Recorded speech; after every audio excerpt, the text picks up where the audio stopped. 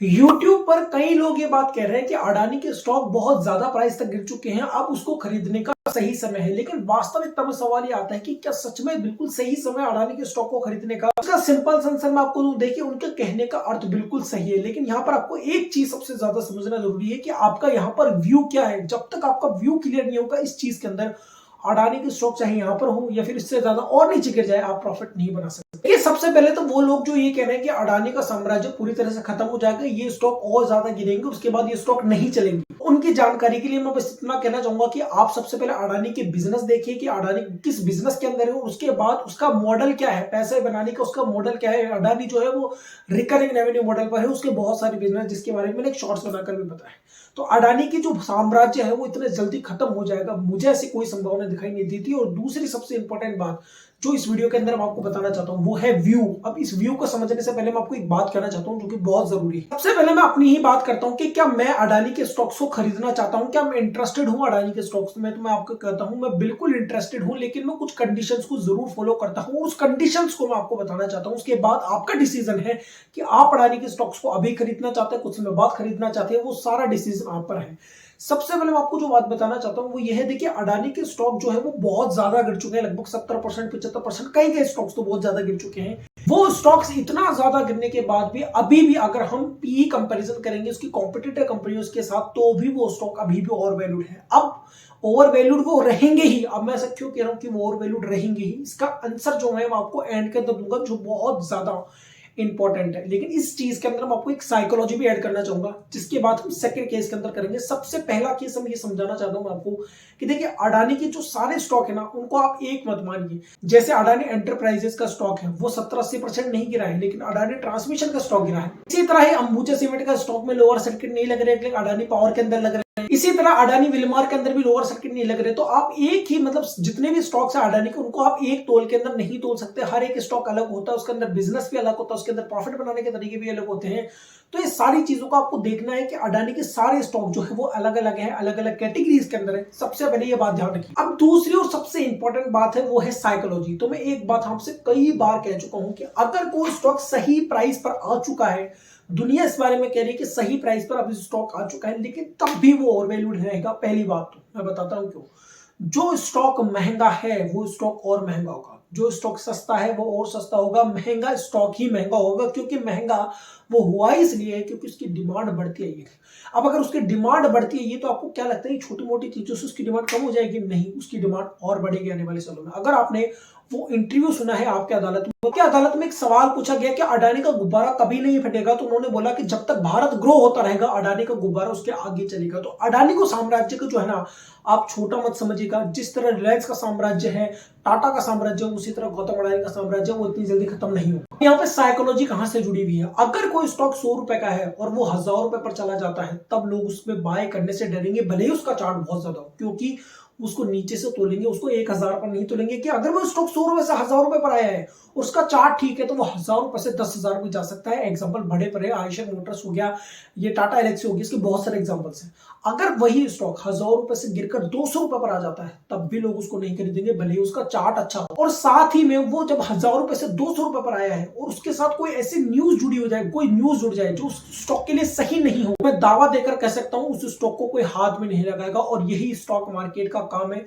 अगर कोई स्टॉक सही प्राइस पर आ गया है लेकिन आपकी हिम्मत नहीं उसको छूने की, हिम्मत नहीं हाथ लगाने की, बातें हो रही है सिर्फ सिंपल सी बात यह है कि अगर कोई भी स्टॉक अच्छी खासी करेक्शन करने के बाद एक ऐसी प्राइस पर आ जाता है जहां पर बहुत एक्साइटिंग है उस प्राइस को खरीदने की, लेकिन फिर भी उसके साथ एक ऐसी न्यूज जुड़ी हुई है जिससे आपकी हिम्मत नहीं उसको हाथ लगाने की, तो समझ लीजिएगा वो एक ऐसी स्थिति आ जाती है जब उस स्टॉक की बॉटम बनने को तैयार हो जाती है। और इसलिए मेरा ये मानना है अडानी के स्टॉक के अंदर, जब मैं ये वीडियो बना रहा हूं, ये वीडियो शूट कर रहा हूं, मुझे लगता है कि अडानी के स्टॉक की बॉटम्स बन चुकी है। अडानी के स्टॉक हो सकता है और नीचे गिरे, लेकिन अब ये और ज्यादा नीचे नहीं गिरे। अब यहां पर मैं ऐसे नहीं कह रहा कि मेरी बात जो कि वो 100% सही हो सकती है। अगर अडानी के खिलाफ कोई ऐसी न्यूज आ जाती है, कोई ऐसा प्रूफ आ जाता है जिससे अडानी करप्ट साबित हो जाता है, तो उसमें मैं या फिर आप कुछ नहीं कह सकते। है, लेकिन अगर मैं साइकोलॉजिकल बात करूं तो मुझे ये लगता है कि अडानी के स्टॉक्स को जितना गिरना चाहिए था करेक्शन वाइज, और उस करेक्शन का जो काम होना चाहिए था, जो माइंडसेट जो बदलना चाहता थी वो करेक्शन, वो उस करेक्शन ने पूरी तरह से लोगों के माइंडसेट को बदल दिया है। और अब एक ऐसी स्थिति आकर खड़ी हो गई है अडानी स्टॉक के अंदर जहां पर लोगों की हिम्मत नहीं है उस स्टॉक को हाथ लगाने की, उस स्टॉक को खरीदने की। और ये एक ऐसी स्थिति है जब आपको उस स्टॉक को खरीदने की सोचनी चाहिए। अभी देखिए यहां पर मैं इन्वेस्टमेंट की बात नहीं कर रहा हूं कि आप इन्वेस्टमेंट डाल दें, इन्वेस्टमेंट के अंदर आपको क्या करना है मैं जल्दी बताने वाला हूं। तीसरी और सबसे इंपॉर्टेंट बात वो है बिजनेसेस। अगर आप देखेंगे अडानी ग्रुप के जो अडानी एंटरप्राइजेज, उसका भी हाल ही में अंदर